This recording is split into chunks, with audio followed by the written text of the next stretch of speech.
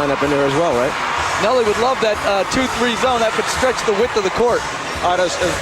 As two guys who have coached in all-star competition, what is the toughest aspect of handling an all-star squad? I think your concern is that you want to give everybody equal opportunity because it is all-star weekend. You'd like to give them the shot at minutes that come close to being the same for everyone. But then you realize you can't do that because you're also trying to win a game at the end of it.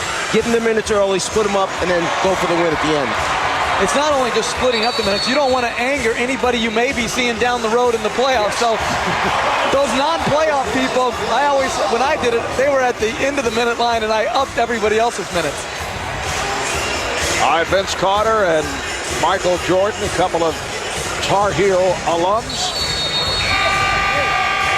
Vince was not well received when he was introduced to the crowd moments ago, even with the announcement prefacing the name Vince Carter that he had given up his starting slot. I'm not sure everybody was ready to hear that little bit that they threw in there all of a sudden after his name. Then the people have recognized now that it will be Michael starting in place of Vince Carter. And Marv, I think Vince Carter shouldn't have been compelled or pressured. I think if he wanted to do it, he should have, but I don't think anyone should feel the obligation not to play in a game that they're voted into. I think maybe the rules need to be adjusted where if a guy doesn't play a certain amount of games, then he can't start. But I certainly think Vince Carter should be given credit for what he did. Jeff, did your concern about upsetting any player that might come back to hurt you later on, did that carry over into the officiating as well? No, but we do have three outstanding officials here today. Of course. And I want to get that in. I don't know who's the best of them all. It doesn't stop. The officials are Jim Clark, Ted Bernhardt, and Louis Brillo. This an all-star game series that dates back to 1951. The first two all-star games played at the old Boston Garden last season in Philadelphia. The West beat the East 135 to 120.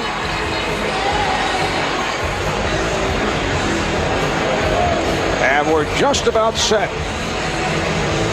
Marv, I don't care what Michael wanted. This is how it should be. Michael Jordan should be starting the last all-star appearance in his career. Michael, who will celebrate his 40th birthday in 8 days on February the 17th, in his 15th and final NBA season. Tim Duncan, or no, Duncan had stepped in, but Yao Ming will go against Ben Wallace of the Detroit Pistons, and it's controlled by the West. This is Steve Francis of the Houston Rockets in the backcourt with the LA Lakers' Kobe Bryant, Tim Duncan of San Antonio, Kevin Garnett of Minnesota opens up the scoring. The East squad with Allen Iverson of the Philadelphia 76ers, along with Tracy McGrady of the Orlando Magic up front. Ben Wallace of Detroit, Jermaine O'Neal of Indiana, and Michael Jordan of the Washington Wizards. O'Neal rebounded by Wallace, who leads the NBA of that department. And the crowd getting into it as Jordan shoots over Yao Ming. Yao probably never, ever thought he'd be matched up one-on-one against Michael Jordan in an all-star game. Yao Ming switching off. What a reception Yao received when he was introduced. Bryant being played by McGrady. Here's Francis. Duncan. And Francis able to retrieve. Because of the lineup change, you got Michael Jordan guarding Kevin Garnett. You see the lob over the top. Yao moving without the ball right to the rim for the lob and finish. You know, there are many questions concerning Yao coming into his rookie season, but he has impressed his peers with every phase of his game. His footwork, his passing, his post moves, his knowledge of the sport. He's averaged just under 13 points, 8 rebounds.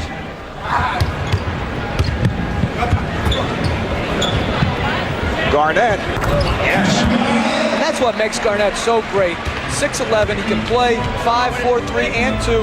He can guard on the perimeter, he can make a perimeter shot, he can post you. He's a matchup nightmare for any coach.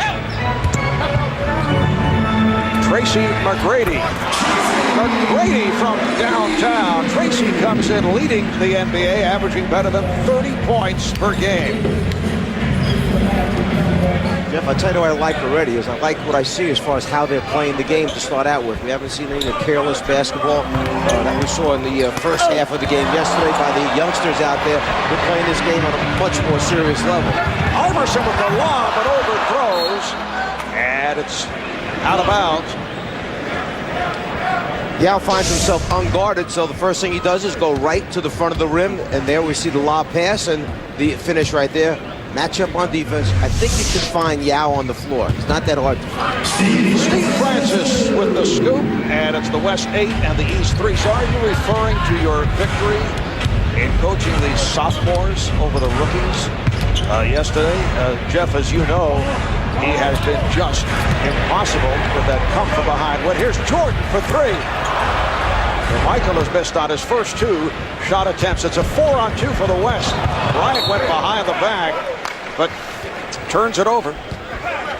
Yep. Once again, Kobe trying to put a little mustard on it right here. And as we see, going back underneath the backboard, trying to finish on the other side. That's where you meet all the white jerseys that are protecting the rim. And that's a good sign because they're playing competitive. They're not just letting somebody get to the front of the rim. Oh, what a move by McGrady to the reverse. And the East has opened up 1 for its first 7. Steal by O'Neal. Iverson behind the back. McGrady was looking for a foul call. Nice pass by Iverson, the West 8 and the East 5. 3.5 gone by. Bryant got the step. Duncan with the 10. The West just has so much overall size. Garnett is bigger at the small forward than Wallace is as the center for the East. It's just a size advantage all night for the Western Conference. And then when Yao Ming goes out, a fellow by the name of Shaquille O'Neal can check in. Jermaine O'Neal cuts it to a 3-point West lead. Shaq's a pretty good 6-man, I'd say. Kobe Bryant way off on that 3-point attempt. McGrady's pass broken up. And the quickness of Steve Francis leading to the break. Steve Francis having a terrific season for the Houston Rockets. Trying to lead the Rockets to the playoffs for the first time since 1999. Iverson met on the switch by Duncan. Here's Jordan. This crowd wants so badly for Michael to hit that first shot. He's 0 for 3. And Ben Wallace with a good play, reaching in to deflect it out of the hands of Yao Ming. You see the deflection, Garnett always active, hands on the ball, and then Stevie Francis coming up with the steal and the finish. McGrady trying to work on Garnett. Iverson with the step, lobbed it, and Duncan able to pick it off. The West with a 12-7 lead on the East.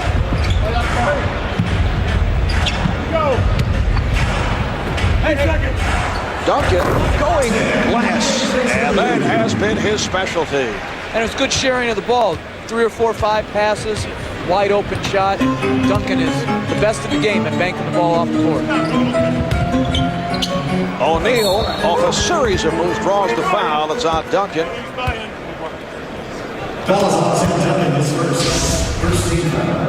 Jermaine O'Neal getting better and better this season in his low post moves, down low at the basket area. Ability to draw fouls, get to the free throw line. Tim Duncan knows it right away. Too much contact on the way up by the big man. Jermaine O'Neal, a 75% free throw shooter. Named the NBA's most improved player last season. Has that average up to 20 per game, as you see, making his second All-Star appearance. And what a great example for a lot of the young people that have come in early. This young man did not come in and enjoy instant success in the NBA. There were years of frustration sitting on the bench for Jermaine O'Neal in Portland, and it wasn't Portland's fault. They had very good veteran players that were better than him in the league for a while. He sat, became unhappy. The trade was the best thing that happened to him to Indiana, and now by Brad Miller coming over and moves him out of the center spot into the power forward position. Iverson Wallace drew the double. Here's Jordan.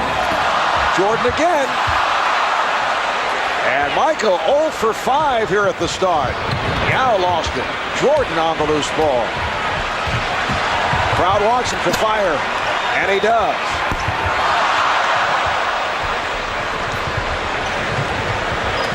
The East able to get back. Wallace breaks it up. And Wallace, the NBA's Defensive Player of the Year last season, but that pass thrown off the mark. And a timeout is being called. Ben Wallace makes a good decision not to go where all the red jerseys are. He finds Michael, who seems to have a wide open lefty layup, and then the follow-up. This is both the frustration right now that the rim just will not open up for Michael.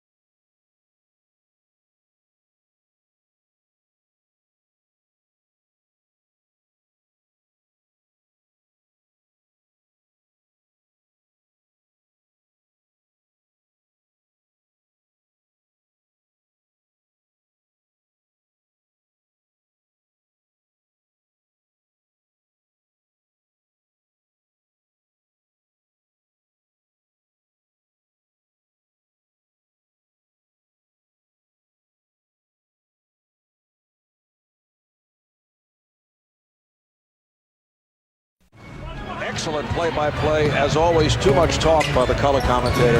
You picked that up right away. It's about 5:45 a.m. in Shanghai. Oh, Wallace is fouled. Nice pass. Allen Iverson has opened up here as a playmaker. Some nifty passing by Iverson, and once again, the East to the line. Allen has a good feel where all the white jerseys are going right, but knowing somebody's back there left. He finds Ben Wallace, and then Kobe trying to get it from behind commits the foul. Ben Wallace at the free throw line has struggled throughout his 7-year NBA career, a 44% foul shooter this season. Ben Wallace of the Detroit Pistons, who have won 4 in a row. They have the 3rd best record in the East. A terrific season for the Pistons. Nice move by Jermaine O'Neal. He actually feels more comfortable many times finishing with his left hand around the basket than he does with his right. It's an unusual thing, but it's something that he has a great strength in using both hands. Kobe Bryant trying to set it up. Here's Kevin Garnett. Rebounded by O'Neal. It's a pretty good looking front line out there for the Western Conference when you think about Garnett, Duncan, and then Yao Ming, the skills of Yao Ming. And then you talk about skills. How about Tim Duncan? And there's Ben Wallace just missing the finish. Garnett run into by Jordan. Michael looking puzzled about that foul. Well, during this evening's NBA All-Star Game, 989 Sports, PlayStation 2 is proud to present spectacular pictures from Skycam. Earlier we had suggested that perhaps the Czar could get a better look at the game from that particular position. Did not go for it. You made Skycam sound like it's a friend or something. Skycam. It is a very interesting angle, though, to watch the game from, particularly replays, because you get to see the thing coming right behind the point guard as you come down the floor. You on the payroll now, then? I am. 14-10, West with the lead. Stephon Marbury, who just checked in, is able to hit. And Marv, you asked this question, what's the hardest thing? It's playing your own guys. Isaiah Thomas' first sub was Brad Miller. A good move by him for his own team and his own player. And Michael Jordan is 0 for 7 from the field. Jamie Foxx trying to get into the action as Jason Kidd looked at him and laughed. We have participatory fans here in Atlanta. The Jason Kidd of the New Jersey Nets, Brad Miller of the Indiana Pacers have checked in. What a move by Iverson to set it up for Miller. Brad Miller in his very first All-Star game. Remember, Brad acquired from Chicago last February, that deal involving Jalen Rose and Ron Artest, Ron Mercer, Travis Best. Steve Nash, who just came on, setting it up for Duncan, rejected by O'Neal. And here comes Kidd. Iverson met by Nash. Iverson, yes. Well, let's go back to Brad Miller for a second. When we think about free agents at the end of the season, the first two names become Duncan and Kidd. We see Stephon Marbury bringing it up, giving a little show at the same time there. But think about Indiana's problem at the end of the season. They must re-sign Reggie Miller. Jermaine O'Neal is someone they have to deal with. Then you talk about Michael Jordan finally scoring the basketball. And then Brad Miller, who's had an incredible year as a free agent as well. Stephon Marbury, the former Net, acquired in the deal for Jason Kidd, and they're matched up against each other. O'Neal not able to handle the lob pass. And a timeout has been called with the East coming from behind to tie the West at 16. After going over 7, Michael finally breaks the ice and is 1 for 8. And Jermaine O'Neal, what a great block on Tim Duncan, who's just about ready to throw it down.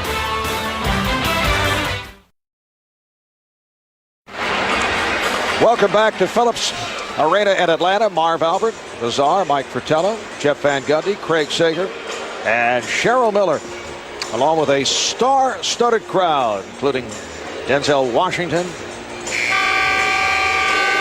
Hall of Famer, one of the NBA's great players, Bill Russell, Isaac Hayes,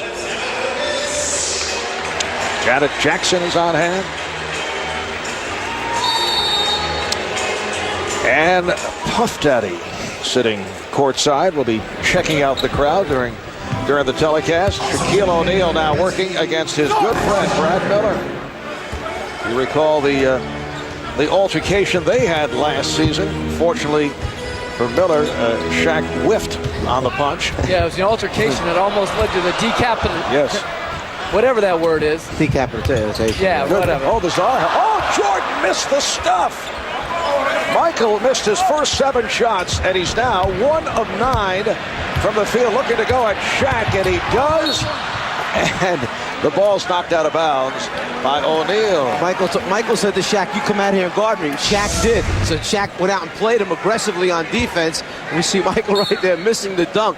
But Shaq played him pretty well. And then when it went off his foot, Michael said, "Okay, come and do it again." Now Sean Marion of the Phoenix Suns, who just came on, is guarding Jordan. Michael hits the jumper, and he just said, "About time." Well, he was in much better rhythm there, going off the dribble on a hard pull-up instead of easing into open shots. 8-0 run by the East. Marion had it knocked away. Nice play by Jason Kidd. Dirk Nowitzki of the Dallas Mavericks, who is certainly among the MVP candidates, has checked in for the first time. Nowitzki is up front with O'Neal and Marion. Marbury shooting the 3 and kept alive by Nash. Minute 25 remaining in this first quarter. And the East is playing very small. Vince Carter's playing at the power forward here. Brad Miller at the center. A very small team. Nowitzki. And last touch by O'Neal. Brad Miller right now is looking around saying, where's the help going to come from as far as rebounding goes? You got to get 5 white jerseys on the glass. And a look at the unit on the floor. Michael Jordan now will sit down. And here's the applause. Paul Pierce checks back in. This is not what Michael had in mind, though. A surprise starter at the last instant. Vince Carter saying, "Take my spot," although Vince had objected early on and felt that, well, the fans had voted him in. It would be unfair to the fans. Nice play. Jason Kidd able to score. So obviously there was a degree of pressure placed on Carter, and Michael did start, but only 2 of 10 from the field. Here's the double on O'Neal. And a little traveling. No call made. Here's the lob. Iverson fields it, gets it back to Kidd. Miller is fouled. Hacked by Nowitzki. Well, they've got to remember now, when they throw lobs and lead passes, everybody might be a half a step slow in this game because there have been a few activities around town over the last 2 or 3 nights. If players ever kept track of the lob efficiency, they would be surprised how few are completed, particularly when you're not playing with those guys on a regular basis and have timing down. You know, I've had so many of the older players, guys beyond their playing days, and I say to me, why the lob passes now? Why so many of the lob passes? Well, back then there weren't that many guys who could go up and catch him and finish him, but they're right. You can keep this game very simple and still be very effective in it by throwing bounce passes or chest passes. Good play by Pierce, leading to this. Iverson. Oh, and he blows the layup. Iverson again. The East with a 23-16. There's the lob that does work. Shaquille O'Neal puts it down.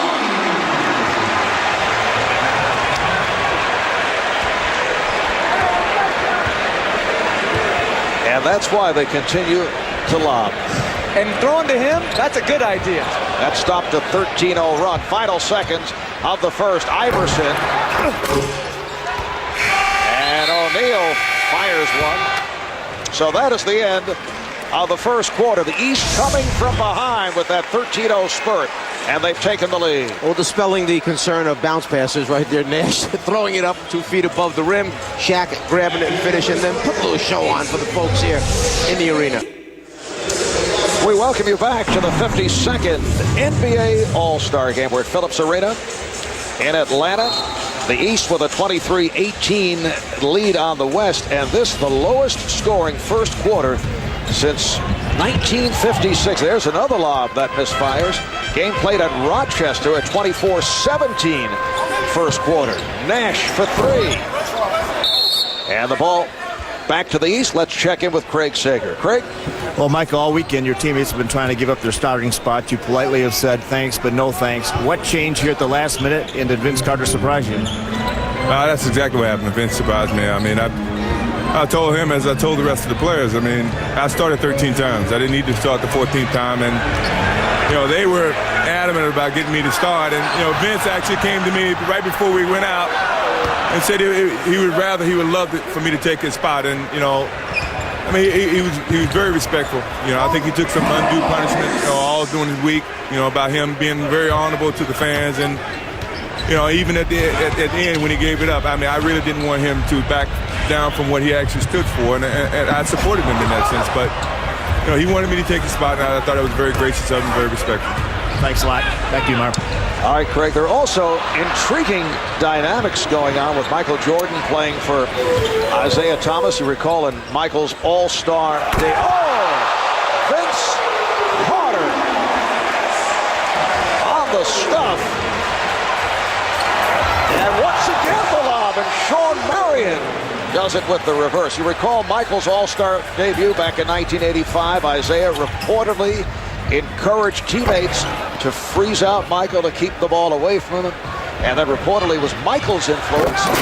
Dirk Nowitzki is able to score. It was Michael influencing the decision that kept Isaiah off the Dream Team in Barcelona in 1992. And of course, over the years, it's been a very fierce rivalry. There had been a degree of tension there. And the scoring is picked up. Once again, it's Nowitzki, and the East now leads 27-24. The score is picked up, but the intensity is not the same as it was during that first quarter. This group has come out. They're playing a different kind of basketball, a wide-open basketball. There are not many shots being contested right now. So I know you talked about that subject of the fierce rivalry between Isaiah Thomas and Michael Jordan. You talked about it with Isaiah. Yeah, and Isaiah has mentioned that this was really a real dark spot in his basketball career as Paul Pierce hits it, because it's something that he's had to bear and live with all this time. And I certainly am not one to pass judgment on it. I was not part of that, what went on. And over the years, as this thing has been great writing material for people, those two people had to live with it and hear about it. And Isaiah really got sick of it because it was a dark spot on his career. And we see now quick pass over to the right side. Brad Miller, instead of shooting the jumper, just puts it up high enough. And that's real high for Vince Carter. And Marv, I don't buy that whole notion that he throws him out. First of all, he would have had to involve so many other guys to make his plan work, and then why would he be singled out for freezing somebody out? To me, it seems like more of a conspiracy theory that has gone awry. The old conspiracy theory popping up. And as both of them have said, look, this far along in their careers now, why shouldn't this thing be buried and put to rest? Isaiah's moved on to his coaching career, a very successful coaching career, and it just happens circumstances wind up being that he's coaching the team, Michael playing on the last time around All-Star game. Bury that whole thing and move on from there. Isaiah was, believe me, he was a force behind this Eastern team doing something to honor Michael here. Nice pass on the back door, but Pierce throws it out to Ilgauskas. 3 minutes gone by. In the second, the East up by 2. They had a 13-0 run back in the first quarter to take the lead. Marion. And it's Sean Marion once again. Sean Marion of the Phoenix Suns in his first All-Star game. Here's Pierce. Nash and Marbury in the backcourt. Marion able to chase it down, and Nowitzki hits the three. That's why he's so difficult to guard in transition. As a power forward, he doesn't run for layups. He runs to get behind the three-point line, and he knocked it in. Antoine Walker way off on that three-point attempt. Here's Nowitzki. Dirk Nowitzki leading the way with 9 points. And Sean Marion with a first here in the second quarter. It's the West with a 32-29 lead. Dirk Nowitzki, 9 points in 2 minutes of playing time. Of course, tonight's telecast will get a close-up look at several one-time All-Stars. Allen Iverson sitting down, just 2 of 8 from the field. The West in the midst of a 14-2 run. Vince Carter with the touch, hits from downtown. Nowitzki with 9 of those 14 during the course of that run. Gary Payton of the Seattle Sonics has checked in. The pass broken up. Jamal Mashburn of the Hornets, who just came on into a handle, looking for the 3. Fires over Nowitzki. Yes! He has had a great stretch run the last 8 to 10 games just prior to the All-Star break, and a quick, easy layup for the Western Conference team. Gary Payton taking the pass across. But Mashburn has played outstanding basketball, particularly with the fact that Baron Davis has gone down for their team now, trying to keep the Hornets right in the playoff race. And Jamal Mashburn in his first ever All-Star appearance. Kevin Garnett is back. He's up front with Dirk Nowitzki and Peja Stojakovic of the Sacramento Kings, who just came on. Off the turnover, here's Kidd whipping by Payton. Jason Kidd grew up with Gary Payton, one of his heroes. They both grew up in Oakland, California. Kevin Garnett, and the West leads by 1. 5 minutes gone by in the second quarter. Well, Mark, we heard Craig Sager mention at the end of that piece on World Be Free about the ambassadors, and I wonder sometimes, who are the ambassadors of the future out here? Which of these NBA guys, when their careers are done, as we see Antoine Walker, a little turnout, are going to be the ones that are out there spreading the word about the NBA and what this is supposed to be all about? All right, Nowitzki off the mark on that three-point attempt. Here's Kidd. And Jason Kidd gives the East a 39-36 lead. Here's Nash for Garnett. You might normally look at this and say, man, they're just coming down now and firing. That's how Dallas plays. That's what Nash is used to. Get the ball down quick, get an open shot for your teammate. Garnett not able to finish it. Antoine Walker putting one off the glass, intended for Carter. You know, in the first quarter, we saw some defense. We saw some nice plays. This has now developed into the playground-style all-star game as Paul Pierce is able to hit on a break. Adam Sandler enjoying from courtside. He just used up all his shots in a three-point competition. His arm is tired. And Vince Carter, who has come off the bench in his 9 minutes, has scored 7 points. The outside official, Ted Bernhardt, indicating the foul. Paul Pierce picks it up. Little 2-on opportunity, 2-on-1 opportunity. Paul Pierce getting the pass from Jason Kidd, finishing it off.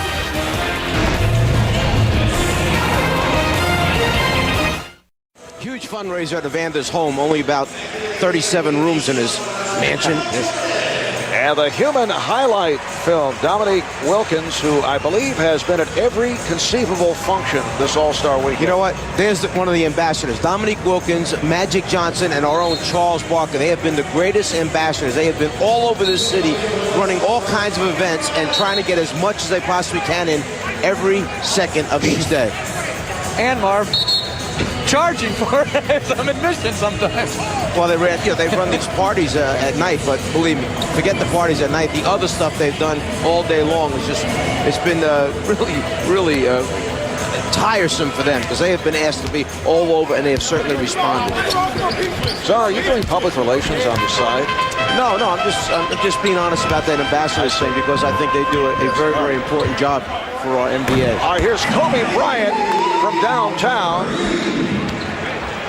And for Kobe, his first field goal coming up on 5 minutes remaining.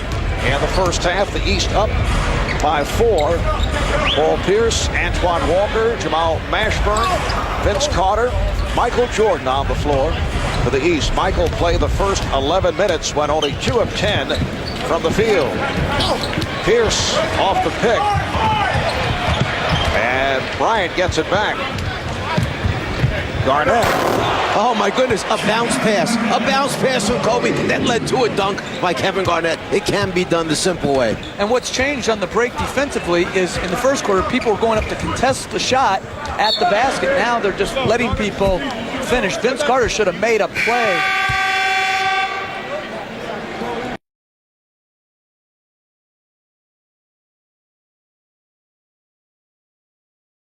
Up close and personal with Kevin Garnett. Garnett with 8 points now in his 13 minutes of play.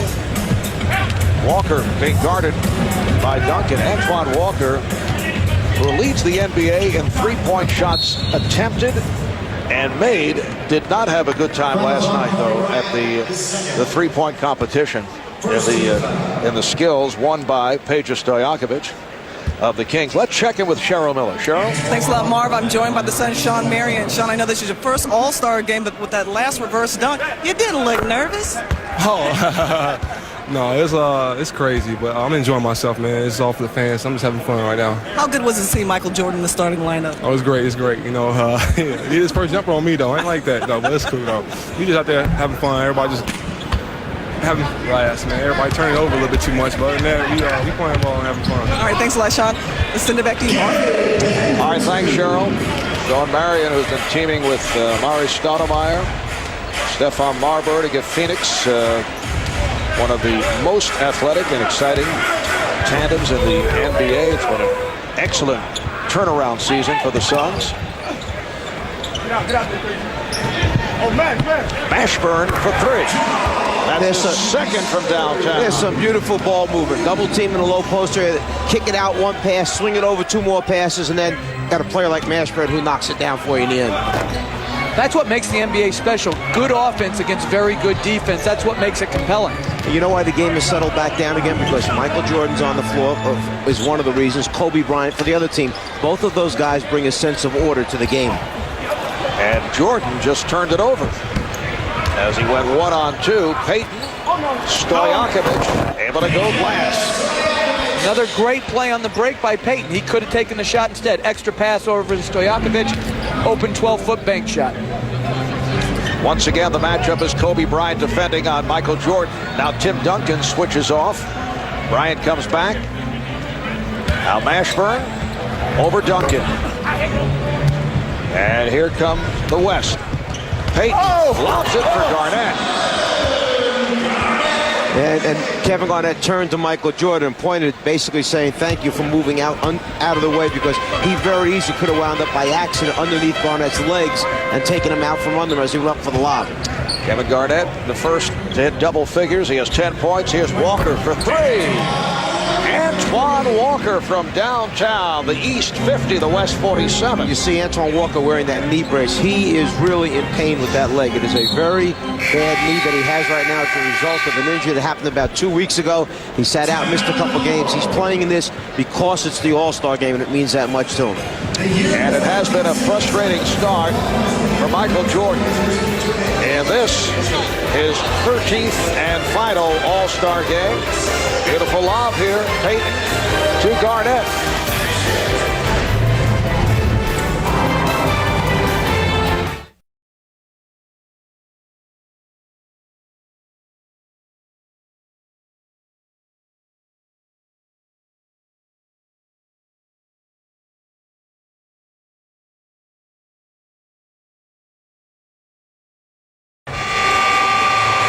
Well, we have our microphones all over the court. Time to time during the telecast, we'll be listening in on some of the verbiage. And Jeff, you said we might see it. And here it is. Yao Ming, Shaquille O'Neal on the floor at the same time. And they're trying to play the largest 2-3 zone of all time. However, you may only get one shot against this zone. That's it. One shot now. Steve Francis is the only, quote, little man because Garnett and Duncan are also on the floor with O'Neal and Yao. And the Eastern team came back and played their version of the zone defense at that end. Just under 2 minutes remaining in the first half. Yao Ming throws the lob for Shaquille O'Neal. And here comes Jordan with Garnett back. Michael Jordan with his third field goal. He has 6 points. He now has 248 points in his All-Star career. That moves him past Oscar Robertson into second place. Kevin Garnett shows the touch. Jordan now 4 points away from passing Kareem Abdul-Jabbar for the #1 spot in all-time All-Star scoring. Pierce coming up on a minute remaining in the half. Duncan. That was some pass by Steve Francis. Forget about the finish. The finish was easy. The pass Easy. was right there at the rim. And he took it off the dribble and flipped it underhanded. I'm not sure it wouldn't have gone in if he hadn't touched it. The East up by 1. Yao Ming being guarded by Antoine Walker. Here's Shaquille O'Neal just backing his way on Paul Pierce, saying, get out of here. That's a pretty good high-low look when you can go from 7-5 to 7-1. Walker way off on that three-point attempt. Garnett is ahead of the field. Shackton Seen went behind the back instead. Duncan for Garnett. Big ball seems to be dominating out here at the moment. So the West up by 3. Kevin Garnett is the high point man with 14. May not have been since LSU when Stanley Roberts was a starting center that Shaquille O'Neal's a power forward and matching up against Michael Jordan. Shot clock to 5. Mashburn. Final seconds of the half. Pierce able to break it up but stepped out. Pretty good combination here. You've got a guy who has the ability to throw the ball, pass the ball extremely well. We're talking about Yao, very highly skilled player. Shaq calling for it back underneath the basket, trying to finish with the left hand. Francis for 3. Halftime of the West with a 55-52 lead. The West shooting 54%, 26 of 48. And the East at 37%. Let's go to Craig.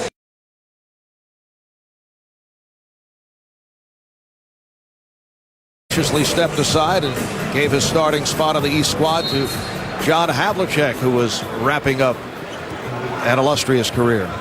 Well, as Michael said from the beginning, he did not want, and it's very difficult, but he did not want this weekend to be all about Michael Jordan. But as Allen Iverson goes to the basket and finishes, but that's what everybody wants. They want this to be about Michael, not taking away from All-Star Weekend, but he obviously is the focal point. The West now up by 1. Jason Kidd starting the second half, so Michael Jordan will be coming off the bench. Kobe Bryant not able to hit. Jermaine O'Neal with the rebound. So Iverson and Kidd in the backcourt. O'Neal up front with Brad Miller and Tracy McGrady. O'Neal and Garnett pegs it ahead. Picked off by O'Neal. Miller try to lob it. And back comes the West. Steve Francis of the Houston Rockets try to set it up for Kobe Bryant. McGrady from Iverson. I really like how Iverson's playing in this game. He's making his teammates better. He's bringing the second defender to him, creating easy opportunities for his teammates. And that the 4th assist for Iverson. Bryant for Francis. Good ball movement by the West, leading to this, an open shot for Francis. Francis from downtown. Well, that's the type of unselfish play that you'd like to see take place as Iverson takes to the basket and still shows you, Jeff, that he does remember how to score the basketball. The game is tied at 58. And the foul on Iverson. Allen Iverson gets out in front quickly as Jason Kidd pitches the ball ahead. Then it's just a matter of him finding the seam and his great ability to finish by reversing it on the other side. How about the statement yesterday by Jason Kidd? He becomes a free agent July 1st. He's been ducking the issue, but yesterday, although as Garnett hits again, although Kidd pointed out how happy he is with the Nets, he said it would be hard to turn down playing with a big man like Tim Duncan. He said he feels he could help the Spurs win a championship.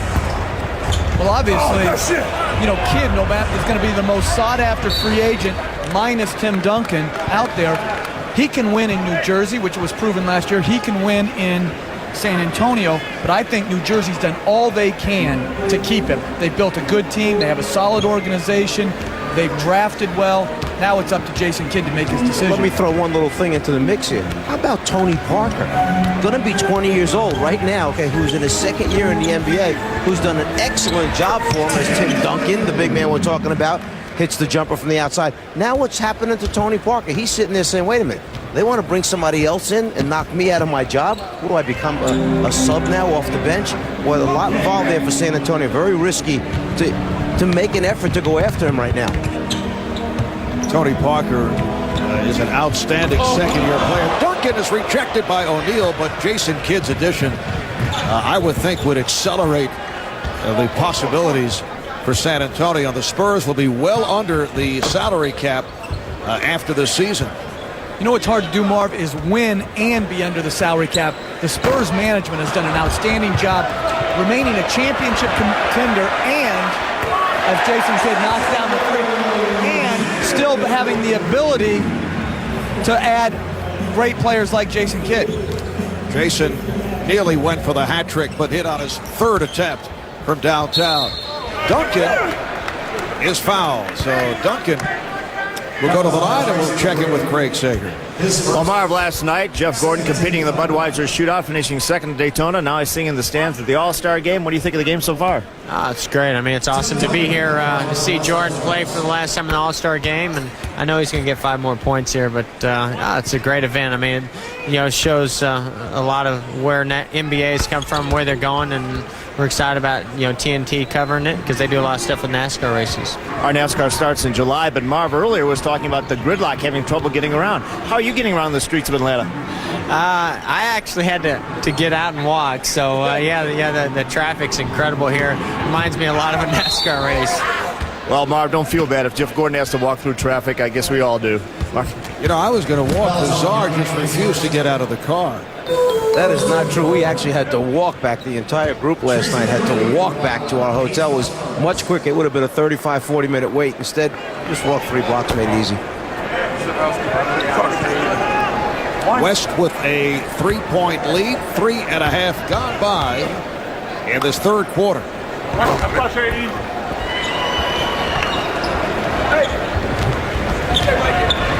Steve Francis being played now by Allen Iverson, getting the pick from his team, Yao Ming.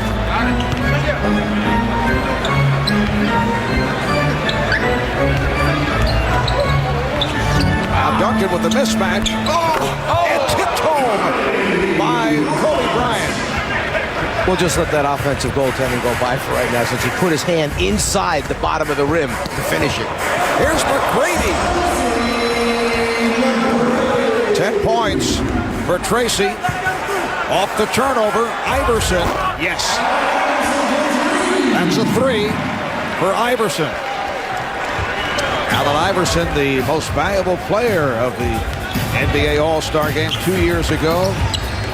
25 points, 27 minutes at 15 points. And that comeback in the fourth quarter. Kobe Bryant taking to the rim. It counts. And the foul.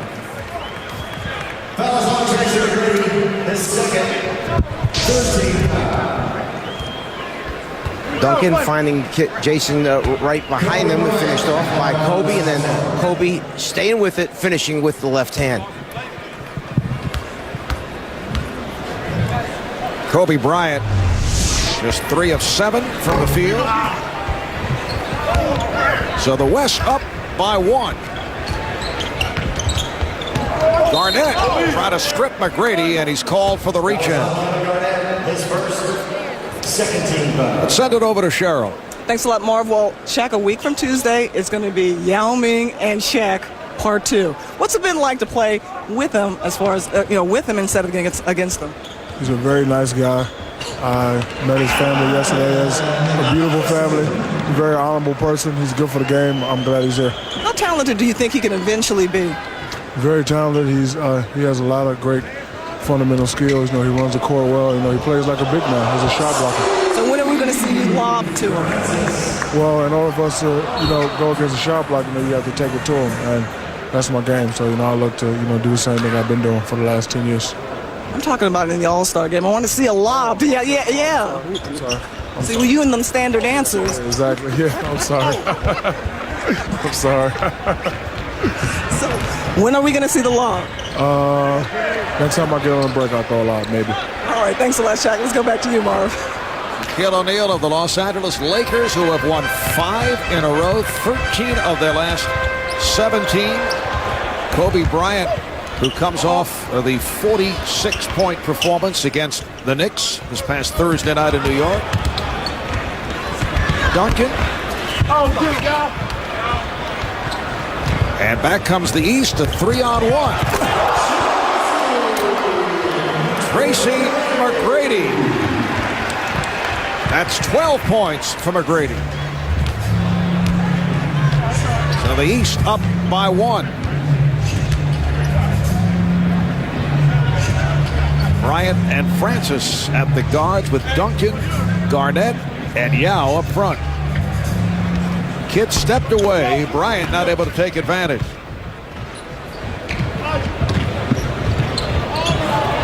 Brad Miller able to finish. Nice setup from Allen Iverson. He's not a household name, but he runs the floor extremely well in transition. Him and Jermaine O'Neal can really run the floor. He was on a nice receiving end of a good fast break pass. Meanwhile, we have Kevin Garnett just having an outstanding game. 9 for 15 from the floor, 18 points, 7 rebounds in 25 minutes. Oh, what a pass! And Tim Duncan is able to finish. 6 assists for Francis, and the West with a 74-73 lead. That's 2 passes we've seen Brad Miller try. One a lob and one behind his back that he should take those, stick them in the suitcase, and not use them ever again. Jason Kidd in the open floor, crossing it over, and McGrady with the strong finish at the end. The Golden State Warriors and a one-time assistant coach with the Czar. Yes, I was very fortunate. I had not only Don Chaney, Willis Reed, but also Cazzie Russell, all as my assistant coaches here with the Atlanta Hawks. And Cazzie has an inner peace with himself. Really has some things in mind as Shaq finishes with, oh, the travel is called. It's taken away. No basket for Shaq. I wish you had that inner peace. No, Cazzie really does. He has a calmness about him, and going to that college he knew would be a challenge.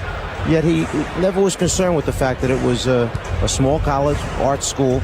He just wanted to coach basketball and help young people develop. Jeff, do you find the Czar very philosophical here tonight? He really is. It's a different side, a lighter side to the Czar, and I think it's a very nice touch that he's adding here, where he's just sticking up for everyone that he was ever associated with the Atlanta Hawks. Yeah, there's a public relations theme going here right from the start. It's amazing what one win can do for you in the sophomore game. All right, Tracy McGrady at the line. Michael Jordan is back on the floor. And a look at the national TV NBA schedule. Wednesday on ESPN, Dallas and Milwaukee. Thursday on TNT, Orlando, Detroit, and Boston, Portland. And then Sunday, 1 o'clock game on ABC, the Philadelphia 76ers and the New Jersey Nets. The red-hot Portland Trailblazers. How about them right now? Are they playing outstanding basketball? They are right up at the top there in the Western Conference. Oh, beautiful pass. The backdoor toss from Shaquille O'Neal to his teammate Kobe Bryant. And O'Neal's an underrated low-post passer. He's really improved that from the first time he's come in the league. He's a great passer, particularly against double teams, creating open shots for all Lakers. Here's Jordan, rejected by O'Neal. And you can hear the reaction from the crowd. They were not happy. Foul is called on Duncan. Michael, as you mentioned, just a few points away of taking over the all-time leadership. It looks like he's going to be able to get two of them right here, but Shaq goes up and says, not getting it over the top of me. And then the quick little bounce pass to the cutter down the lane. Shaquille, as you mentioned, a very good interior passer. Jermaine O'Neal has tied the game at 76. Michael is now 3 for 13 from the field. And that was the first block shot by the West. Well, not to change direction, but as you look at some of the footwear on the players tonight, they remind me of some of the cars that you see with the metallic finishes on them. You got these high finish sneaks on tonight. Blues and golds and orange and purple. Right there. Just getting back to the game. Bryant with the pass to O'Neal. And the West up by 1. That's the 12th lead change in this third quarter. You're likely talking about metallic finishes, I can tell. Tracy McGrady. Though the worst shoes, though, I have voting for Yao with the powder blue low cut. Non-metallic finish, that's still okay. There you go. There's Yao. And there's powder blues, a little Carolina. Maybe he's showing respect to Michael Jordan that he wore the Carolina blues tonight. That could be it. Inside, the power. He wants to tear that one down right there. And as he runs back down, Kobe sticks out his hand to give him a 5. Shaq ignores. He says to his teammate, not right now, just leave me alone. Michael Jordan able to hit the fadeaway over Gary Payton. So Jordan with 8 points is now 2 away from passing Kareem as the all-time all-star scorer. Tim Duncan right back.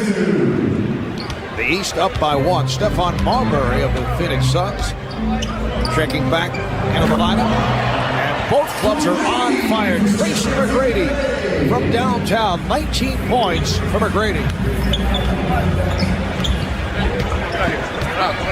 Brady with 14 of his 19 here in the third. Here's Marion for 3.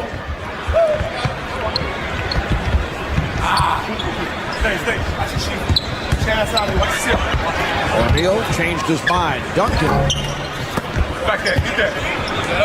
And another offensive rebound for the West. Finally, Jermaine O'Neal able to get to the ball.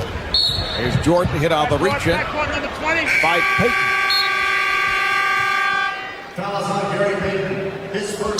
So Michael Jordan within 2 points of taking over the top spot in all-star scoring. Timeout taken. 2:04 to go in this third quarter.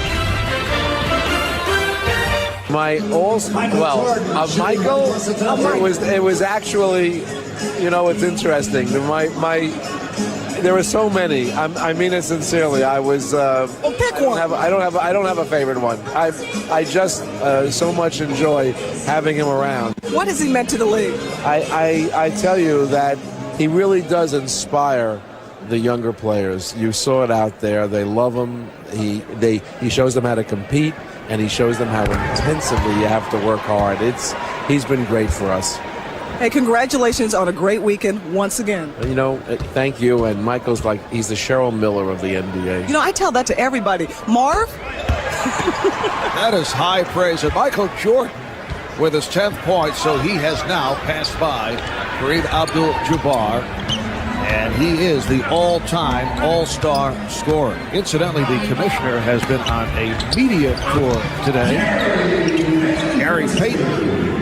And the East up by 4. Commissioner's been in demand. I think he's made appearances on every outlet except the Food Channel. He has made the rounds. McGrady from downtown. And the East with a 7-point advantage. One of the things that he's accomplished is we may be getting, from what I understand, Marv, reportedly that some changes in the playoff format coming up at the end of this season. It has to only be approved by the Players Association. They will expand the first round to a best of 7. I don't think the Lakers mind that at all. Well, there are many that feel that this is a big advantage for the Los Angeles Lakers. Like you, Jeff? Well, I think that certainly the 7-game series favors the better team. And the Lakers this year will be a lower-seeded team, but they'll have the advantage going in the first round. All right, here's Stojakovic with a rainbow 3. And the foul called by Louis Grillo. Ben Wallace picks it up. Speaking of media outlets, yes, the commissioner did spend some time earlier with CNN's Wolf Blitzer. CNN's late edition. East over the limit, and Stephon Marbury at the line. And what a dramatic bounce back it has been for Stephon. Last year's subpar season, and having a career year in revitalizing the Phoenix Suns. And in a certain sense, this finally is an opportunity for Stephon Marbury to get rid of some of the criticism that took place, whereby look, let's face it, when he left Minnesota, it was huge will at his party, went to New Jersey, they could not win there, and now finally being able to turn the team into a winning team is a big plus for this young man. He said he could not tune into the NBA Finals last June until the 4th and final round. Marbury lost it, 4th and final game, I should say, and here is Carter, the crowd looking for they wanted more from Vince. They wanted something out of the slam dunk competition. I'm not sure Vince wanted to do it or give it back to Tracy McGrady on that one.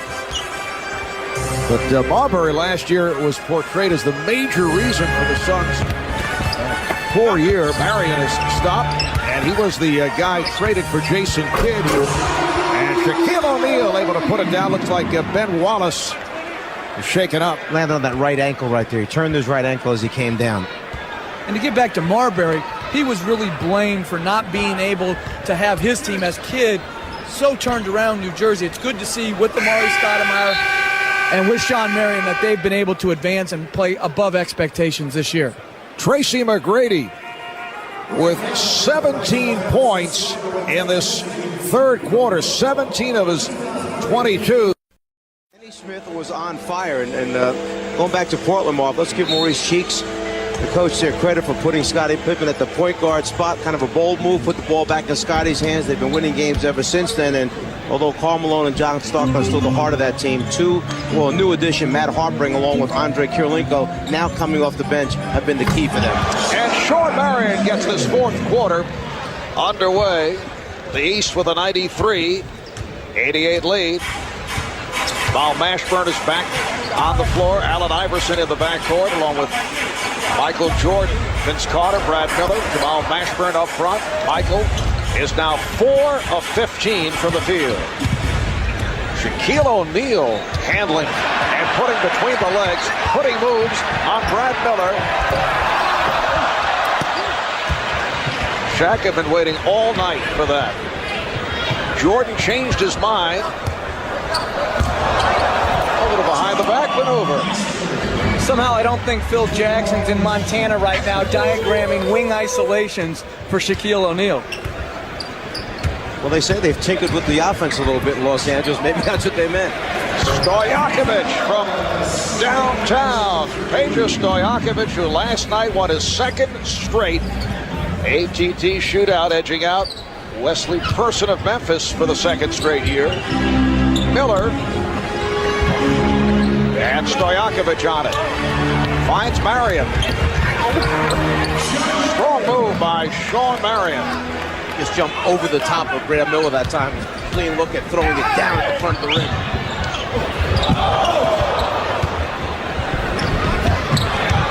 And the steal by Mashburn. The East up by 4 over the course of tonight's All-Star game. 989 Sports, PlayStation 2, presenting pictures from SkyCap. The angle that we're seeing right here. Shaq. Shaquille O'Neal going from left to right, not facing much defensive help there. But that was a neat little play because Marbury set the screen close to the lane for O'Neal, an inverted type pick and roll as he's leading the break. Oh, nice look away. Oh, and Gary Payton is able to finish. They got to start featuring him more in transition, Coach. We've seen it all tonight from Shaq. Think about it. He's dunked, he's blocked shots, he's isolated on the wing, and he led the fast break and made the system. That will count, and the foul. So now you have a 7'1", 20, 40, 60 pounds, taking it, dropping it on the floor, and then the finish at the end for the Western team. Little isolation here, through the legs, trying to show him he's got some tricks. Brad Miller gets a little laugh out of it until Shaq starts coming at him. And a solid game for Allen Iverson. 16 points, 5 assists. The East up by 3. Steve Nash of the Dallas Mavericks is back. This is Peja Stojakovic. Nash with the tip. And Carter cannot handle. Let's go to Craig Sager. Craig? Well, it's Racy. Obviously, you guys got your wish. Michael started. Jason Kidd said at halftime he gets the record. He's the MVP, but the way you're scoring, you may take it from him. Well, I'm just going out playing, having fun, man. That's what it's all about. And I'm surprised that Michael did go out there and start. The way he sounded yesterday, he didn't sound too convincing about going out there. So, but we're out here having fun, man. Hopefully we can get this win, and whatever happens after the game happens. Everybody on this court has respect for Michael Jordan, but you're one of the many that idolized him. What was it like for you to watch the halftime presentation? It was great, you know. Got real emotional out there, but you know, Mariah, she did a great job of what she was doing up there. Looked good in that dress, and you know, everybody applauded her, man. It's a lot of respect for that guy right there. A lot of respect. Well, we're down to a 1-point game. 8 minutes, 56 seconds left. The East leading the West, 100-99. And Ron Artest, I heard, is making a cameo in that movie. Oh, a little cheap shot. You didn't like that, huh? No, I thought it was very good. Okay. The Czar did get it. Tied at 100. Just under 9 remaining in this fourth quarter. So, Jeff, when you're back on the coaching lines and the muscular Ron Artest comes in your direction, I'm heading the other way. Understand. But I'll tell you what, I'd take 12 of him on my team. I'll tell you that right now. I love the way he approaches a game. I love the way he plays it. I just hope it doesn't, his antics don't obscure how good a player he's become. Could not be handled by Marion, but kept alive by Stojakovic. Payton. And another offensive rebound. And another. O'Neal powers his way by Ben Wallace. Shaq, in his own way, has had an outstanding game. He's got 16 points, 12 rebounds, couple block shots. And how about Tracy McGrady? 25 points, 9 of 13 from the field. He had 17 of the 25 in the third quarter. And back comes Jordan. The lead for O'Neal. Nicely done. The East by 3. Nash and Payton in the backcourt. Marion, Stojakovic, and O'Neal on the front line. Hey!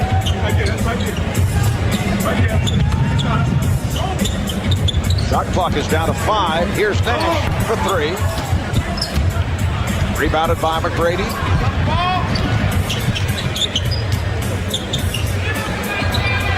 Jordan. Shot has been off. O'Neal. Iverson. Yes. And the East leading 107-102. Allen Iverson makes more tough shots, fading away, falling back, off balance after taking steps to split through two defenders.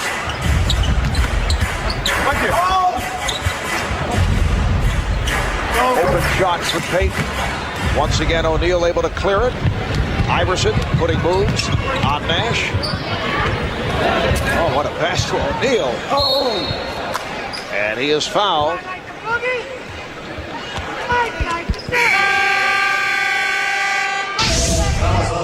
Eastern Conference team realizes that they have to take advantage of every opportunity they can in transition so that they can get some easy scores, easy look at the basket. They get Jermaine O'Neal running on the floor. This time, Peja lays it up. You see Shaq keeping it alive, and then Shaq gets his balance, finishes, knowing he's too strong, too big for Ben Wallace. And substitutions for the West: Dirk Nowitzki, Tim Duncan, Kobe Bryant return. Jermaine O'Neal, who spent 4 years with Portland, bypassed college, became the youngest player ever to play in an NBA game, making his second All-Star appearance. And what a year it's been for Isaiah Thomas and the Indiana Pacers.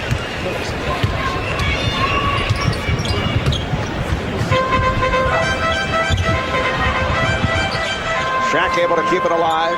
Nowitzki for 3. Shot clock still alive. And Bryant's pass broken up. 4 on 3 for the East. Jermaine O'Neal. And Wallace will hustle it down. And Bryant, can he get to the dribble? Yes, he does. Gets it to Nash. It counts. And the foul. What a play by Kobe Bryant to race down that loose ball and handle the dribble. Yeah, he was tightrope walking along the sideline. Then when he saves it, he lands right into a bunch of cameramen down on the baseline. You'll see right here, it winds up landing on top of the camera, saves it. Nash makes the recovery, and then the finish after the foul. So Steve Nash, second best free throw shooter of the NBA, behind Allen Houston of the Knicks at 92%. At the line, we'll go over to Cheryl Miller. Thanks a lot, Marv. 13 seasons in the league, 9 times he appeared in the All-Star game. Gary Payton, the glove, legendary for his skills. Gary, what happened in the skills challenge yesterday? Sure, I lost you some money, I heard it. You lost me enough. I heard I lost you some money. So what I'm going to do is, I'm sorry, but, I messed up on my chest pad. I should have won it, but it was cool. What's it been like having, Michael Jordan this last season and everything else? Real quickly. Well, it's been great. I mean, it's great for him to go out like this, and we tribute him. He's the greatest basketball player to ever play. All right, thanks a lot, Gary.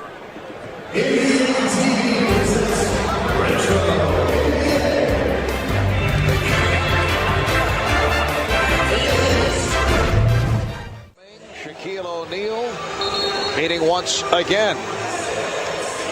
And a look at the Shanghai Sharks, Yao's former teammates. It's 12:42 in the afternoon in Shanghai, China. Checking out the action on Chinese television as we showed you earlier. Here's Jordan. Yes. Coming up on 5 minutes remaining in the fourth, and the East with a 112-104 lead. Michael Jordan now 6 of 18, 14 points. Foul is on Bryant. That's his third. Michael is actually having fun right now. He really is. He wants to hold on to this lead. He wants to win the game with the Eastern Conference, and he's playing very, very hard right now. And the East has picked up its shooting in the second half. Nowitzki not able to hit from downtown, but Kevin Garnett is there. So Garnett with 20. Allen Iverson was caught on the back of a much bigger Western Conference player. Just tried to knock it out of there. Instead, tipped it to the wrong team. Jason Kidd.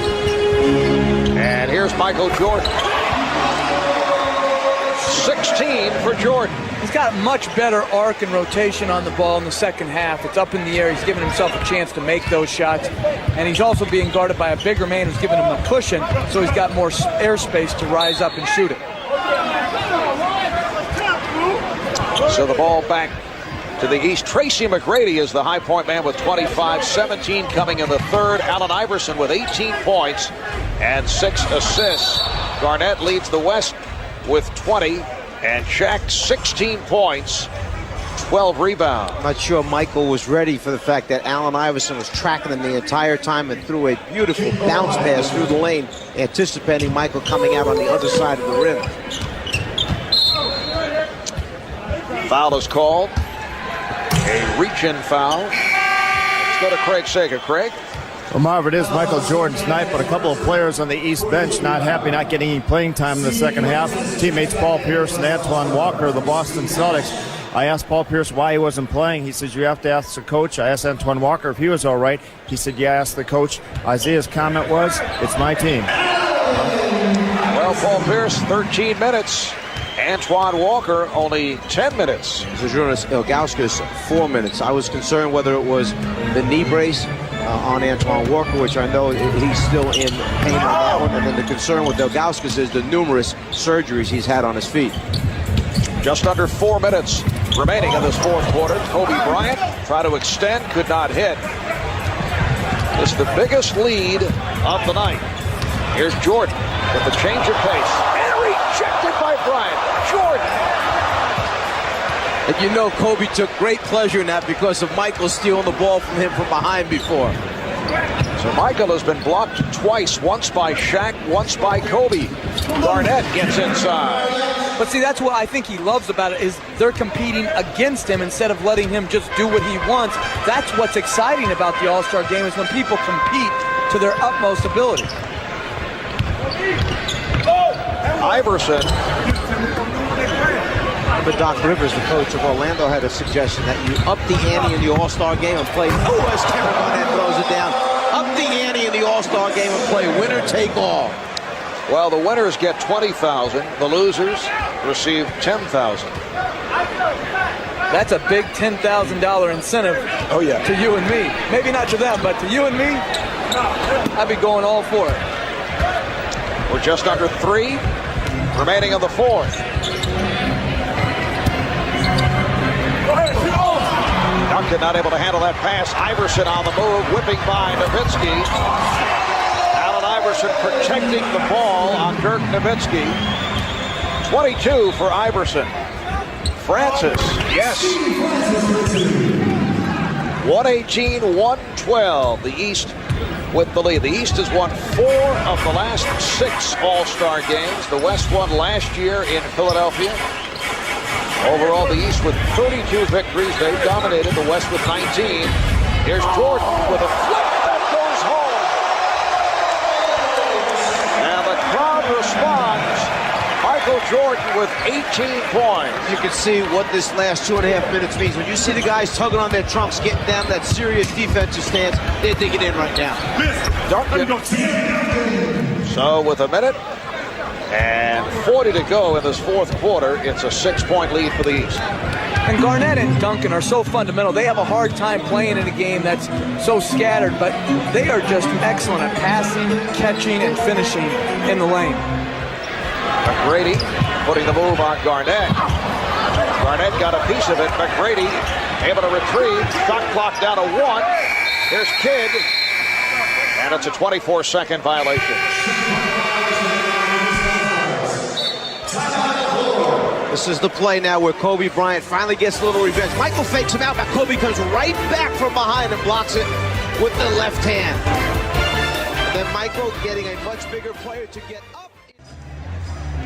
Played in his first All-Star game back in 1985. That was in Indianapolis. Ralph Sampson was the game MVP. Michael went only 2 for 9, 7 points in 22 minutes. Tonight he started 0 for his first 7. He's 8 for 15 since then. Garnett blocked from behind, but a foul on Jermaine O'Neal.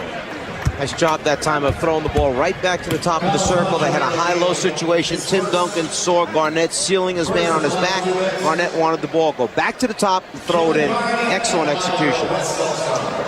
Kevin Garnett, 12 of 18 from the field. He has 24 points. It's a 6-point lead for the East. The stars for the East, Tracy McGrady, Allen Iverson. As we start thinking about MVP possibilities, Kevin Garnett has led the West. I have to go right now. If the East can continue on with this lead, it has to be, in my mind, Tracy McGrady, even though Iverson has also played an outstanding game. Iverson's played very, very well. Tracy McGrady, outstanding. Tracy with 20 of his 25 in the second half. We're down to 1:08 remaining of this 52nd NBA All-Star game. Box out right here. 26 for Garnett. Now, what do we do all of a sudden if the West makes a couple passes? I'm going to talk about MVPs for the West. Is that it? You don't want to give them any credit now? You're a guy who makes quick adjustments. Jordan with the step back. And rebounded by Bryant. The West very much alive, down by just 4. Francis lost it, but last touched by Kidd. Jason Kidd, incidentally, with 10 assists, 5 steals. 48.3 to go. Bryant being played by Kidd. Can't find the shot. And they need a quick shot here. Duncan. It counts. And the foul. So like I said, yes. Soon we'll be discussing, in case the Western Conference should win, who might you consider as their MVP? A little pass and cut, clear it out, give the big man space, get your defender up in the air, draw the contact, and then he's so long, Tim Duncan, the finish there, and the three-point play. Completes the three-point play by hitting the foul shot. It was fouled by Jermaine O'Neal. It's a 1-point game with a half minute remaining of the fourth. The East up by 1. Crowd would like to see Michael Jordan take it at Shawn Marion. And he does. But he was blocked. That shot deflected. And the West with an opportunity to take the lead.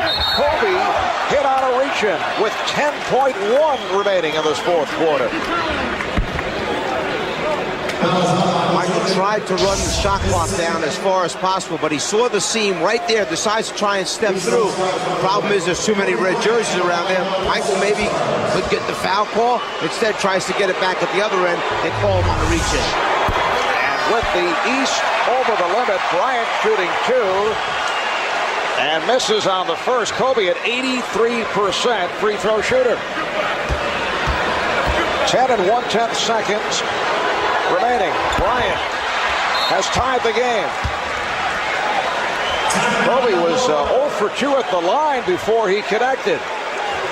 So now if you're Isaiah Thomas going into this timeout, who are you going to draw up that last shot for? Well, if you're being sentimental, you're going to Jordan. If you want to win it, go to McGrady. We'll be back in a moment. Plays it. Jason Kidd will inbound. Jordan, guarded by Marion, checking the clock. Jordan with 4, 3. Not able to hit. Duncan with the rebound. And we go to overtime. Well, Isaiah certainly gave him the opportunity to be the star at the end of the night. The ball was up on the rim. Michael got a look. He had a tall, active defender on him, which made Michael fade away, fall away just a little bit more than he would have liked to. 12 of his 18 in the second half. Got off to the bad start, missed his first 7 shots, 8 for 25 in his 34 minutes of play. The high point man, Kevin Garnett, with 26 points. And Tracy McGrady leading the East with 25. Allen Iverson has 22. And it's interesting, Jordan starting overtime on the bench, and O'Neal has now come back in, and they've gone with the big front court again for the East, or the West, I'm sorry. Francis and Bryant in the backcourt. Garnett, O'Neal, and Duncan up front. Here's Francis. Steve Francis has given the West a 2-point lead. So the West has come back from a 10-point deficit, and they have scored the last 10 points. Iverson met on the switch by O'Neal. Jermaine O'Neal Iverson skying for missed time, but able to get to it. Iverson wide open. Look for the better shot. I actually thought maybe Allen might try to bank it off the glass from that particular angle there, but instead he's so used to playing it straight in, he went back to his strength. Game tied at 122. Bryant for O'Neal. And Shaq is able to line drive it home.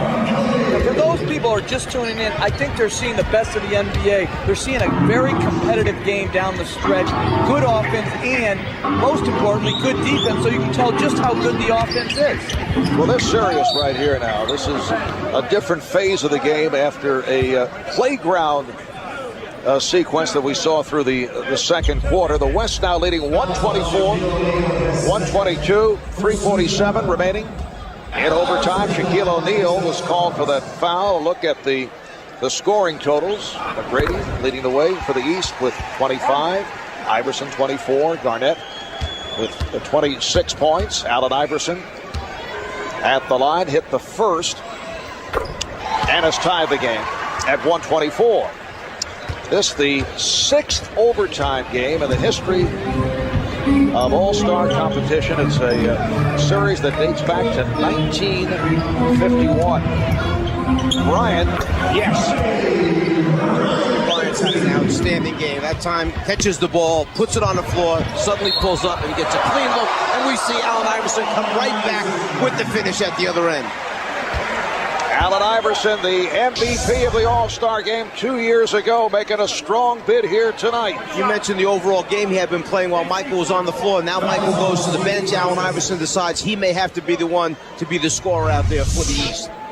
No, it's on Duncan. And what's so amazing is how well he finishes in traffic at his size. Until you're up next to him, you don't realize how small and slight he is. He's just a great finisher because he can take the hit and still get it up on the board. Iverson has 29. He scored all 7 East points in the overtime, and Kobe Bryant right back from downtown. The West 129 and the East 127. Iverson for 3. Rebounded by O'Neal. And O'Neal blocked from behind by Kobe Bryant. 21 remaining on the shot clock. Kobe Bryant somehow getting a piece of that shot attempt. All right, here's McGrady.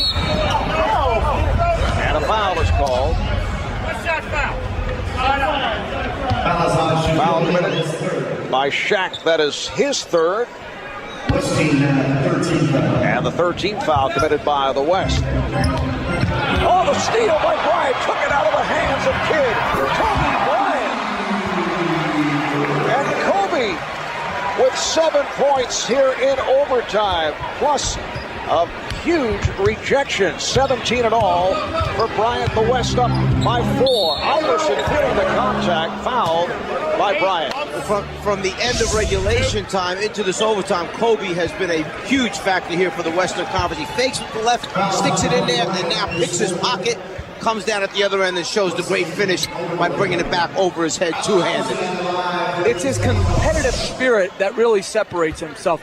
He competes each game, each practice in the summers to get better, and then right there, he didn't just pick any point guard. He picked the best point guard in the game today in Jason Kidd. And here's Michael Jordan checking back in, replacing Ben Wallace. So Isaiah Thomas is going with a 3-guard set. He has Iverson, Kidd. Jordan would be considered the small forward along with McGrady and O'Neal. And Isaiah Thomas has shortened the rotation here in the second half. He's going for the win. 2.5 remaining in OT. Garnett. So the West has taken command. Garnett has 28. The West up by 5. It's one of those duels. If you're the big team, do you stay with your big team? If you're the small team, do you take advantage of mismatches in your favor at the offensive end? Bryant drops it. Steve Francis from Kobe Bryant. Iverson went behind the back. Dangerous pass thrown by Jermaine O'Neal, but last touch by the West. In a wide open court in a 2-on-1 situation, it's a matter of running the floor, which we know Steve Francis has the ability to certainly go up, catch, and finish. We'll see Steve Francis throw back into Garnett, who has the size advantage over the top of O'Grady. Lifts up and hits that little 10-foot baseline jumper. East in possession, down by 7. Jason Kidd, nice adjustment by Kidd to cut it to 5. A minute and 45 remaining in overtime. It's almost a reverse to what the fourth quarter regulation time was, with the East leading by 5. Now it's the West up 5. Deflected out by Duncan of the West.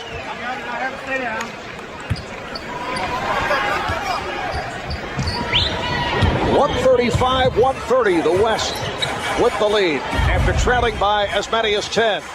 McGrady, yes. So the West lead is down to 3. Jordan try to steal, kept by Francis. A minute and 15 remaining in overtime. Be a foul Shaq right now and put him on a foul line. Shot clock to 5. Down to 3. Down to 1. Bryant. And a traveling violation is called. Yes, he did, because he knew he had to try and get some space, because he had used up his dribble, and you'll see him hop with both feet and go backwards. Once he picks up the dribble, McGrady stays down on this fake that right there. Kobe wanted to get him up in the air instead. There's the hop, 2 feet, hop backwards, the travel call. Good finish here in Atlanta to this 52nd NBA All-Star game. McGrady in traffic draws the foul with 52 seconds remaining, and Tracy McGrady to the line. And Rick Adelman substituted offense for defense. He put in Sean Marion, took out Tim Duncan to match up specifically with McGrady. McGrady got to the middle of the floor, drew the contact. Tracy McGrady, an 80% free throw shooter. 28 points, 5 rebounds, making 29 for McGrady.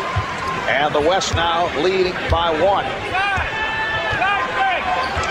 West came from behind, scored the last 8 points in regulation to send the game to overtime. The East had a shot to win it. Michael Jordan was not able to hit. Francis to the crossover, rejected by Jermaine O'Neal.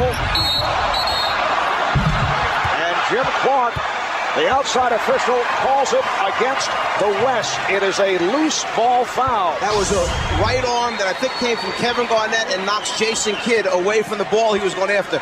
First, Steve Francis challenges him. I think, actually, Rick Adelman wanted the ball to go to Kobe Garnett. They wanted to play two-man game with Kobe. But then right at the end, after there's the right arm that shoves him off. That's where a loose ball foul is called. It is on Garnett. It puts Kidd at the line with the West over the limit. And the game is tied at 135. Jason Kidd, an 84% free throw shooter. It's been a strong game for Kidd. 10 points, 10 assists, 5 steals. So the East has come from behind, and they now lead by 1. An 8-0 run by the Eastern Conference. And a timeout is taken. And they're taking a timeout to try to advance it so they can go 2 for 1, get 2 quality shots. East, though, has scored 8 straight points to take a 1-point lead. And I've been told by our staff there has never been a double overtime game in All-Star play. I think a great ending right now would be if they got the ball into Kobe Bryant. He was matched up with Michael Jordan. One-on-one, you're going to see the next Michael Jordan, okay, having an opportunity to steal this game from the Michael Jordan. I've got to go to Duncan against McGrady or Garnett against whoever's guarding him. They've been the 2 most efficient players. And Garnett is forced to take a timeout, avoiding the 5-second inbounding violation. How about that? How many times do you ever see in an All-Star game a team work that hard at the defensive end that they force the guy inbounding the pass to take another timeout?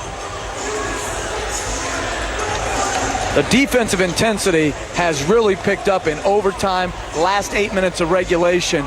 Seconds remaining in overtime. They have the full 24 and get it inbounds. Francis being played by Iverson. The West with the ball down by 1.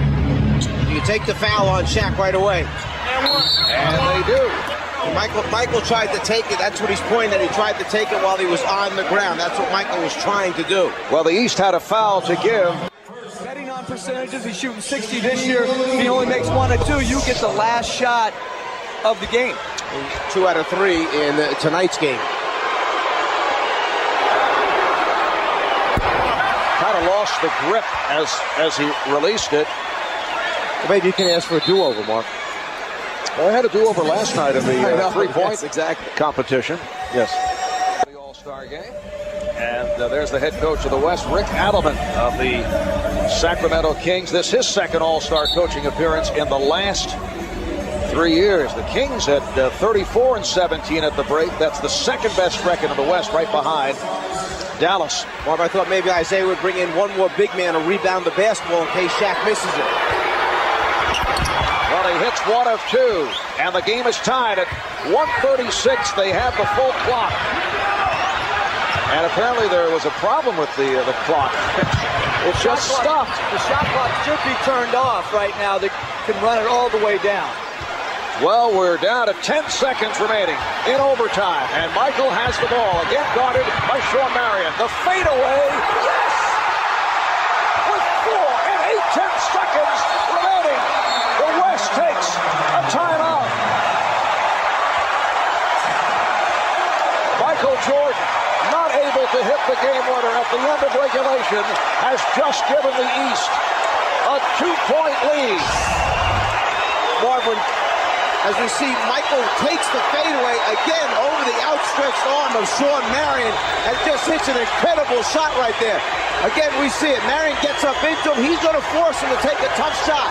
The fade, think about the strength you need to get that up. That was his 26th field goal attempt tonight. It takes a lot of energy to get this type of shot up and in.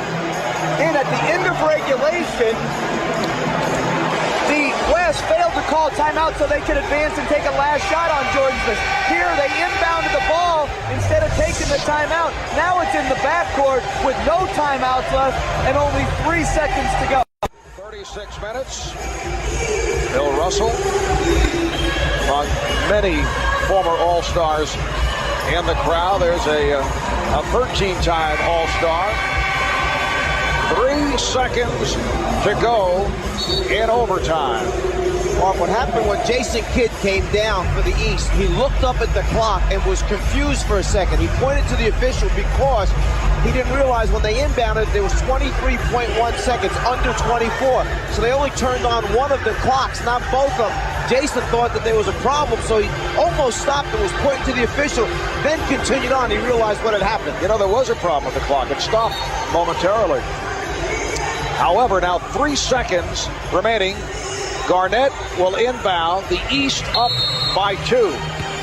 Wallace applying the pressure on the inbound. It's broken up by Kidd, played by Brown, who fires and is fouled. With 1 second remaining, he was fouled in 3-point territory. He'll have 3 shot attempts. Wow.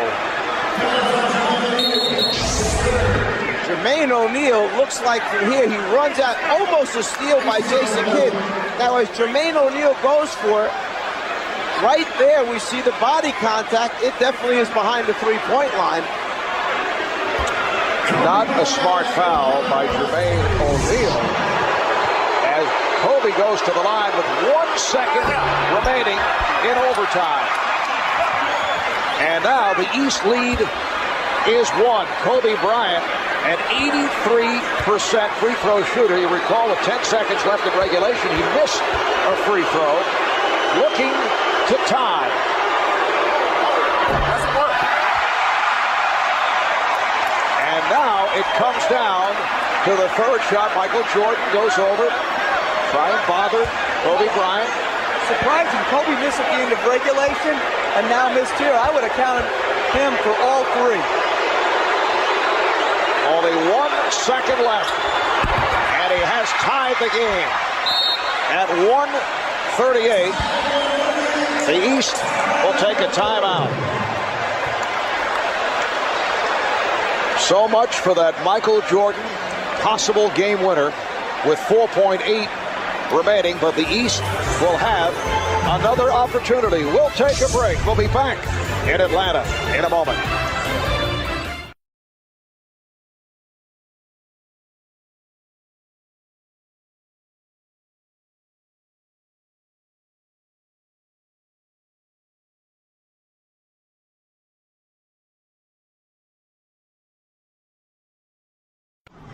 Back in Atlanta, Marv Albert, Jeff Van Gundy, Lazar, Mike Fratello, Craig Sager, Cheryl Miller, in what has made the transition from a decent All-Star game to a classic with 1 second remaining in overtime. It will be the East in possession. They do have 1 timeout remaining, the West using its final timeout. And Jason Kidd looking for the catch and shoot right here. He finds Jordan, and the shot this time is blocked by Marion. And for the first time in NBA All-Star history, we go to double overtime. Well, Shawn Marion knew he didn't have to worry about a fake by Michael Jordan. There wasn't enough time once he caught it. So as soon as Michael elevated, he was going up after it. We'll continue from Atlanta after this.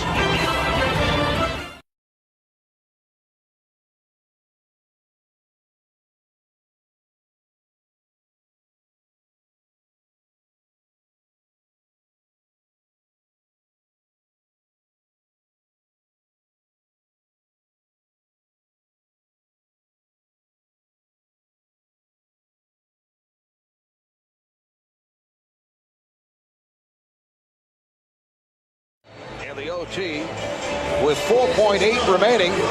Michael Jordan going at Shawn Marion. Hit a jumper to give the East a 2-point lead. But with 1 second to go, Kobe Bryant was fouled in three-point land by Jermaine O'Neal. Hit 2 of the 3. And that puts us at 138 apiece. I don't know if Michael Jordan expected to play in 36 minutes plus. But he's been logging the time. Paul Pierce, though, has come on for Michael. Vince Carter is back. Here's Garnett. Draws the foul. It counts. It's on Carter, and Garnett to the line. If I was Isaiah Thomas right now, I'd really be worried about this team on the floor. I know he's trying to give guys minutes in the game, but the Western team that's on the floor has been out there. They're warmed up. They're active. You're bringing a couple guys in cold. You're very small right now. This could be a quick 8-zip, 9-0 burst for the Western Conference to start this next overtime. And because there's no power forward on the floor, Garnett or Duncan, whoever Wallace isn't guarding, is going to have an obvious mismatch. Just what happened down there for the three-point play. Garnett scored over Vince Carter. 31 for Garnett. Iverson. Here's Carter. Wallace tried to deflect it. Lands out of bounds, and the ball back to the West. The West up by 3 by virtue of that three-point play by Kevin Garnett. So Kobe Bryant handling it at the point. He and Steve Francis in the backcourt with Garnett, Duncan, and Marion on the front line. Garnett over Carter, taking advantage of the mismatch. Vince Carter has no chance in that matchup. Garnett's 7 feet. He has a high release. They have no double team schemes in. No chance to stop Kevin Garnett down the post. Wild shot by Carter. The West up by 5 with just over 1 minute gone by in the second overtime. West in one stretch had a 7-point lead in the first overtime. They double up on Garnett, forces, and hits. He is on fire. 16 of 22, 35 points. Iverson with the step. Sets it up for Pierce. And Marv, I think Isaiah Thomas just asked Michael Jordan, did he want to go back in? And I think he declined. He's ready to call it a day. Had a lot of minutes. Michael with 36 minutes, 27 shot attempts, 9 for 27. Francis for 3. The West has opened up an 8-point lead with just under 3 minutes to go in the second OT. There's the 10-2 run that I had talked about. Exactly what I had feared because the West was warmed up in this whole thing. Marion with the steal. Kid tried to get it back. Here's Bryant for 3. Yes. The West has taken over in the second overtime. They have hit all 5 of their shots. I'm not sure that I would think that I would see the Sacramento staff applauding as hard as they are for Kobe Bryant when he got fouled for the three-pointer and on that shot right there.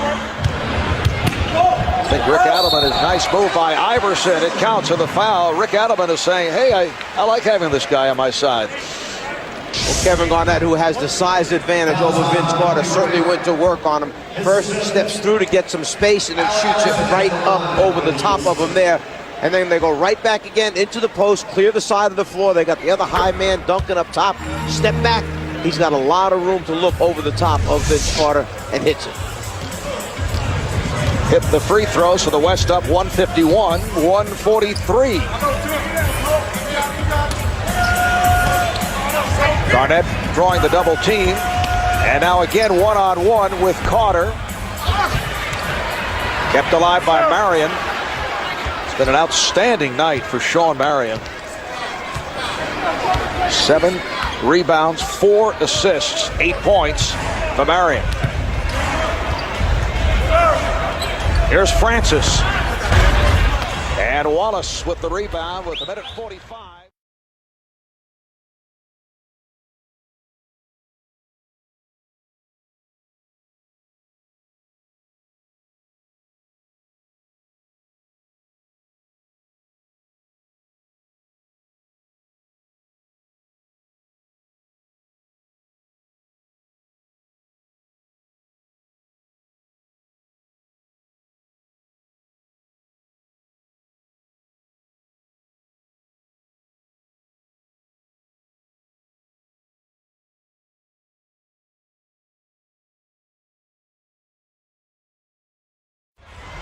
Remaining in the second overtime.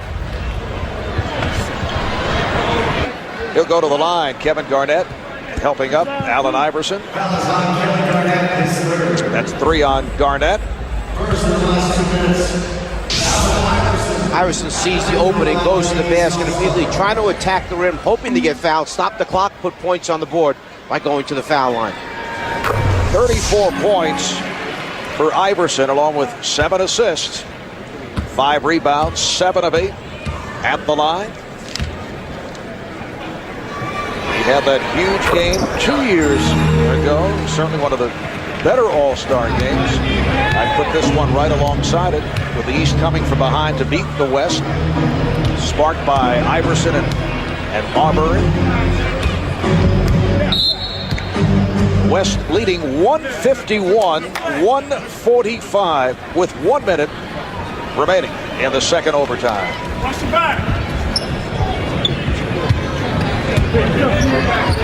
Bryant and Duncan able to return it to Kobe. The lob for Garnett. And Wallace lost sight of the ball. Kevin Garnett with 37 points. Here's Kidd for 3 and came up with air. The ball back to the West. The East running out of steam in this second overtime. Czar, as you mentioned, a couple of substitutions made by Isaiah Thomas. But obviously Michael Jordan felt that was enough. And that also dictated the change in the lineup. Shot clock down to 5. Francis. A strong performance in this second overtime by the West. Francis now has 20. Here's Pierce from way downtown. Did he misread the clock? What was that? He just wanted to show you that he can shoot it from way downtown. Final seconds. And this one is over in double OT for the first time in NBA All-Star history. 155-145.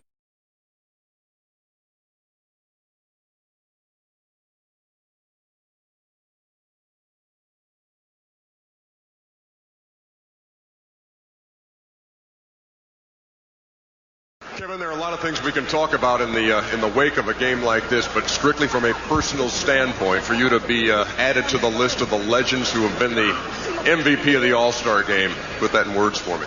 No, I can't.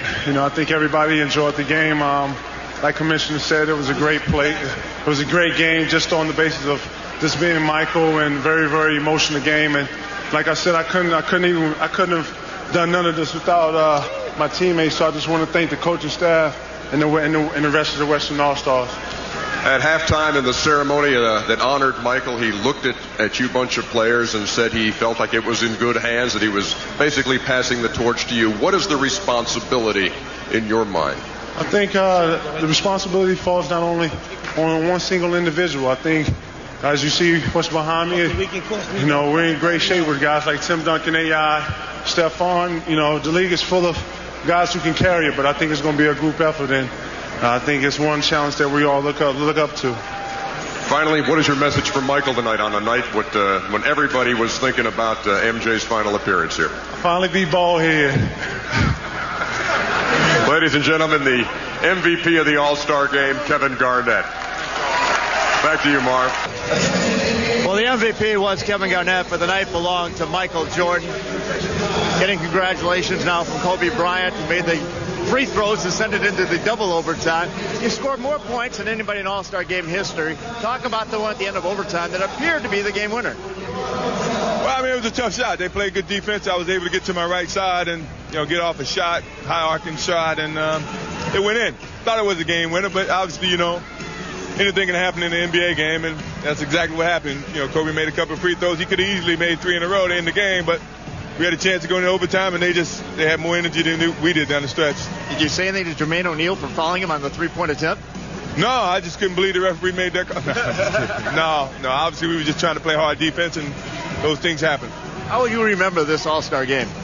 Double overtime, we lost. It was fun. I think I got the chance to enjoy some good young company tonight, and as David Stern said, the NBA is still moving upward, and you can see by the young talent that's playing here, and a lot of talent that's not here. The game's going to be fun to watch for some time, and I look forward to just sitting back and watching and say, I was a part of that group. I was one of the guys who passed it down to those guys, and that's truly a privilege. As with your teammates, your opponents, the fans, and our television audience, it's a pleasure and honor for all of us to be here for your final one. Thank you very much. All right, for Michael Jordan in his final All-Star appearance, he concludes as the all-time scoring leader in the history of All-Star play. Again, the final score in a wild one, double overtime. The West 155, the East 145. Stay with us for Cartoon Network's Adult Swim All-Star Extravaganza. Special programming designed for the Czar. Those of you on the West Coast will see Martin Lawrence in Life. All-Star Weekend has been presented by TNC Sports, the home of the NBA playoffs, and exclusive coverage of the 2003 Western